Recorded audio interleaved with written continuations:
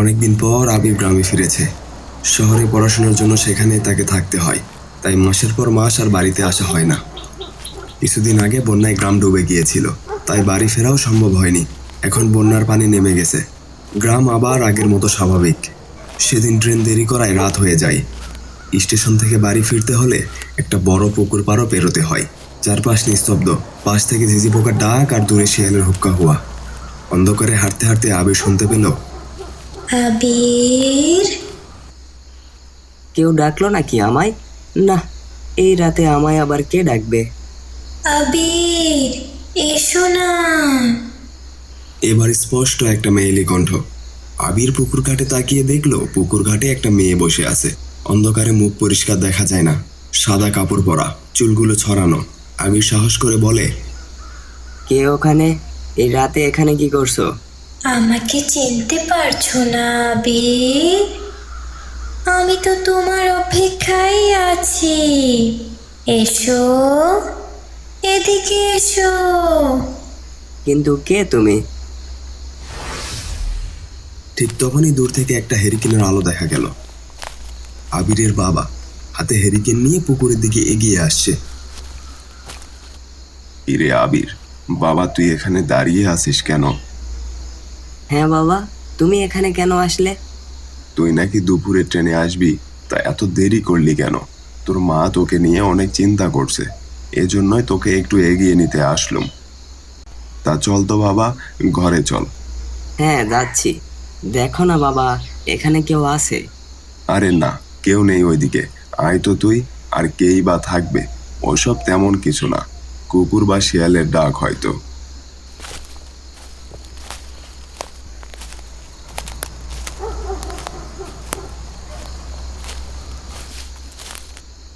আবির ঘরে ফিরেছে। বাবা মার সাথে আলাপ আলোচনা করতে করতে অনেক রাত হওয়ায় সবাই ঘুমিয়ে পড়ে। রাত তখন গভীর। আবিরের ঘরে একটা ছোট মোমবাতি ধিক ধিক করে জ্বলছিল। হঠাৎই আবিরের ঘরের জানালাটা ধুম করে খুলে গেল। জানালা দিয়ে ঠান্ডা একটা বাতাস ঘরের ভিতরে আসতে লাগলো। ঠান্ডা হাওয়ায় মোমবাতিও নিভে গেল। আবির তখনও গভীর ঘুমে মগ্ন। এত বাতাস আসছে কোত্থেকে? এ কি, জানালাটা খোলা কেন? আমি তো লাগিয়ে ঘুমাইছিলাম। মনে হয় জোরে বাতাসের কারণে খুলে গেছে। আবির, এসো না। আবারও সেই কণ্ঠ। আরে কে তুমি? বারবার ডাকছো কেন আমায়?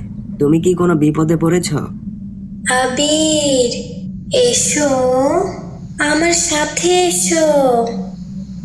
আবির ধীরে ধীরে দরজা খুলে বাহিরে গেল। চারপাশটা অন্ধকার।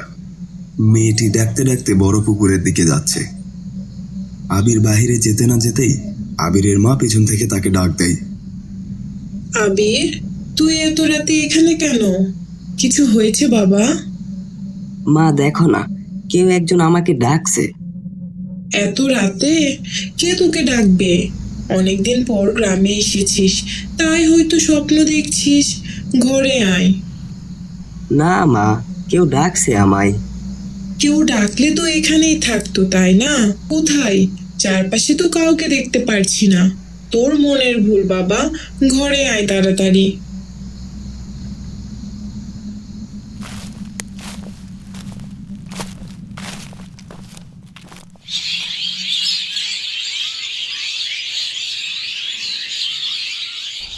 পরদিন সন্ধ্যাবেলা আবিরের মা পিঠা বানাচ্ছেন। আবির ও তার বোন তুলি মায়ের পাশে বসে আছে। আবিরের মা আবিরের দিকে পিঠা এগিয়ে দেয় আর বলে, এই নে, পিঠাগুলো নে। ও পাড়ায় তোর খালার বাড়িতে দিয়ে আসবি। আচ্ছা মা। মা, ও মা, আমায় আরো কিছু পিঠে দাও না গো। না মা, ওগুলো তোর খালার জন্য বানিয়েছি, ওগুলোতে আর হাত দেবি না। তবে আমিও ভাইয়ের সাথে খালার বাড়িতে যাব। না না, সন্ধ্যা হয়ে এসেছে, তোকে যেতে হবে না। আবির বরং একাই যাক। না না না, আমিও যাব। থাক না মা, তুলি আসুক আমার সাথে। তবে তুলি, রাস্তায় আমার থেকে কোনো পিঠা চাইবি না। আচ্ছা, চাইবো না। এই যে নিলাম। এরপর আবির ও তুলি পিঠের হাড়ি নিয়ে তাদের খালার বাড়ির উদ্দেশ্যে রওনা দেয়। তখন রাতও হয়ে এসেছে, চারপাশে ঝিঝি পোকার ডাক আর শীতল হাওয়া। হাঁটতে হাঁটতে তারা সেই বড় পুকুর পাড়ের কাছেই চলে এসেছে। ভাই, ভাই, দে না ভাই একটা পিঠে, আর চাইবো না। হুম, আমি পিঠে দিব না। এমন করিস কেন তুলি? খালার বাড়িতে গেলে খালা তো তোকে এমনিতেই পিঠে খেতে দিবে। দিবি না তো? তাহলে যাব না আমি আর তোর সাথে। না গেলি থাক, ভূত এসে তোকে ধরে নিয়ে যাক। সেই তো পিছে পিছে আসলি, ভয় লাগে তাহলে? এখনই তো হাঁটার শব্দ শুনলাম। তুলি, আরে এই তুলি, কিরে লুকাইছিস আবার? কোনো শব্দ আসে না। আবির চারপাশটা ঘুরে একবার দেখে নাই, একদম নিঃশব্দ, কারো কোনো ছায়াও দেখা যায় না। কিন্তু আবির তুলির হাঁটার শব্দ পেয়েছিল। আবির হাতে থাকা হাঁড়িটা মাটিতে রেখে চারপাশে তুলিকে খুঁজতে থাকে। তুলি, আরে এই তুলি, কোথায় গেলি? এইবার কিন্তু বেশ বাড়াবাড়ি হচ্ছে, দেরি হচ্ছে তো নাকি? এমন কেন করছিস? বের হ। বের না হলে তোকে ছাড়াই আমি চলে যাব, পরে মা তোকে কেমন বকবে দেখিস। এই বলে আবির হাঁটতে হাঁটতে আবার সেই হাড়ির কাছে চলে আসে। তুলি, আরে এই তুলি, কোথায় তুই? তুই তো হারিয়ে নিয়েছিস তাই না? কেন দুষ্টুমি করছিস? আয় তো এখানে। আবির যেই মেয়েটার গায়ে হাত দেয়, মেয়েটি মাথা ঘুরে আবিরের দিকে তাকায়। কি বিভৎস তার চেহারা, মুখটা ফ্যাকাশে, তার শরীর যেন বরফের মতো ঠান্ডা। আবির ছিটকে পড়ে যায়। পরদিন সকালে আবির তার চোখ খুলতেই তার ঘরে উপলব্ধি করে তার চারপাশে মা, বাবা আর তুলি দাঁড়িয়ে আছে। তখনই আবির তড়িঘড়ি করে উঠে বসে। মা, মা তুলি কোথায়? শান্ত হয়ে বস বাবা, এই তো তুলি তোর পাশেই দাঁড়িয়ে আছে। জানি না কি সব হচ্ছে আমার সাথে। কি হয়েছে তোর? কাল তো ঠিকভাবেই বাড়ি থেকে বের হইলি, তারপর কি কিছু হয়েছিল? ওই যে বড় পুকুরের পাশে, কালকে তো তুলি হারিয়ে গিয়েছিল। কতবার খুঁজেছি আমি, কিন্তু খুঁজে পাইনি। কিন্তু আমি তো তোর সাথে যাইনি। ঘর থেকে বের হওয়ার পরেই একটা কাজের জন্য আমি আবার ঘরে ফিরে আসি। ভাবছিলাম অনেক দূরে চলে গেছিস হয়তো, তাই আর পিছু যাইনি। হ্যাঁ রে, তুলি তো আর যায়নি। কাল রাতে রহিম চাচা বাড়িতে ফেরার পথে তোকে বড় পুকুরের পাশে অজ্ঞান অবস্থাতে দেখতে পাই, তারপর বাড়িতে নিয়ে আসে। হি হি হি হি, তুই কি ভূত দেখেছিস নাকি ভাই? আহ তুলি, এমনিতেই ছেলেটার শরীর খারাপ, তার মতো তুই এমন মজা করছিস কেন? যা এখন এখান থেকে, আবিরকে জ্বালাস না।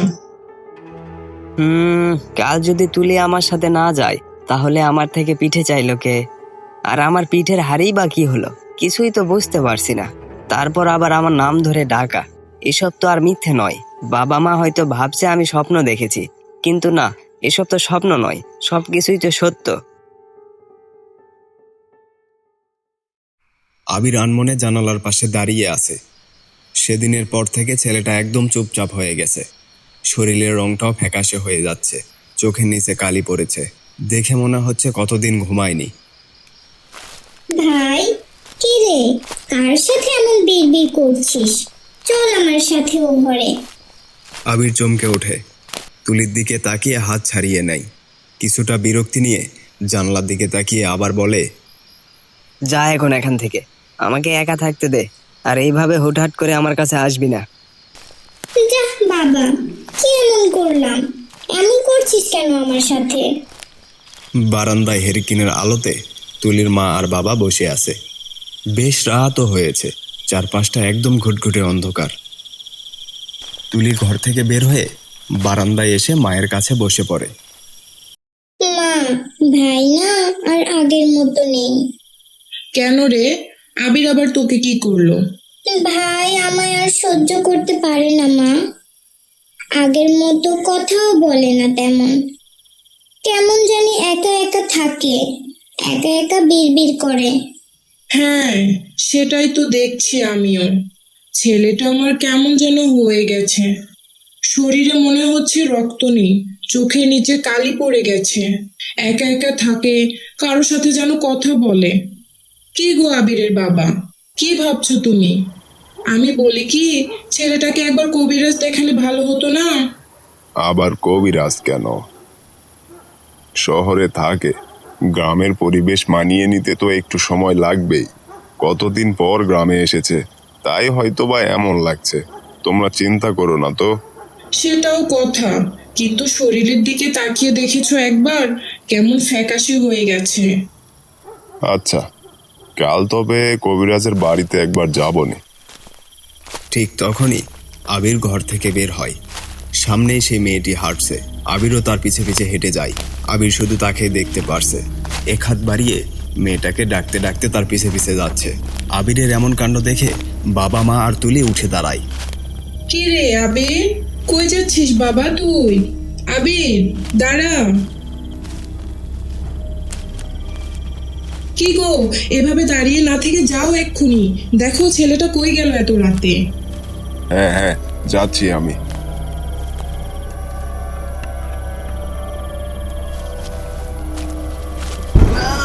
এরপর বাবা হাতে হারিকেন নিয়ে ছুটে যায় আবিরের পিছু পিছু।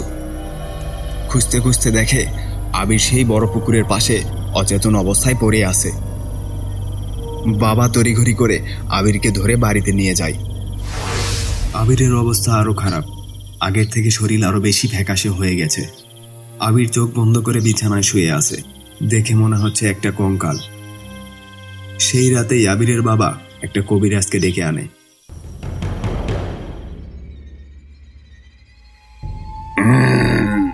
এ তো অনেক সাংঘাতিক ব্যাপার। ছেলেটার শরীরে যে কোনো রক্ত নেই। দেখেন না কবিরাজ মশাই, আমার ভালো ছেলেটার কি হয়ে গেছে। সব তো ঠিকই ছিল, হঠাৎ কি এমন হলো কিছুই বুঝতে পারছি না। আমি দেখে যা বুঝলাম, এটা কোনো রোগ নয়, এটা কারো নজর। নজর? কার নজর?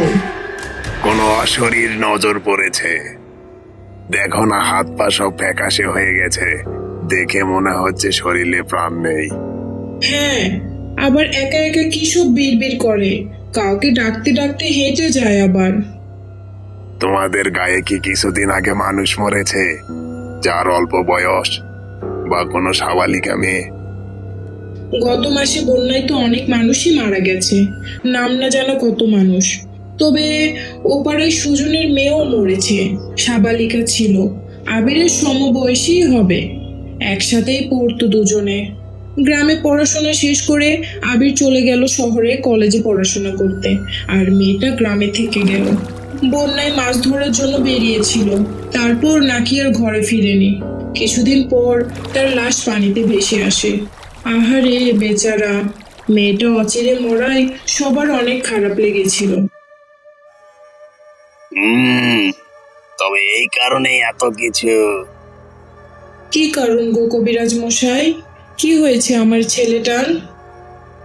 ওই যে বললাম, নজর। আর এটা হলো নিশির নজর। নিশিভূত? হায় সর্বনাশ! যে ছেলে মেয়ে প্রাপ্তবয়স্ক না হতেই মারা যায় বাল্যকালে, এজন্যই তাদের নিশি বলা হয়। আর এই নিশির ডাকে যে সাড়া দেয়, তাদের তারা কাউকে বাঁচতে দেয় না, তিলে তিলে শেষ করে দেয়। তারপর অমাবস্যার রাতে তাকে মেরেই ফেলে। তাহলে আমার ছেলের সাথেই কেন এমন হলো? কি করে ঠিক হবে সব? নিশিরা 3 বার ডাকে, আর এই ডাকে যে সাড়া দিবে সেই মরবে। আবির হয়তো সেই ডাকে সাড়া দিয়েছিল, তার পিছু পিছু গিয়েছিল, তাই তো এমন হয়েছে। অমাবস্যার রাতে হয়তো তাকে মেরে ফেলতো। আপনি কিছু একটা করুন কবিরাজ মশাই, কি করলে আমাদের ছেলে ঠিক হবে?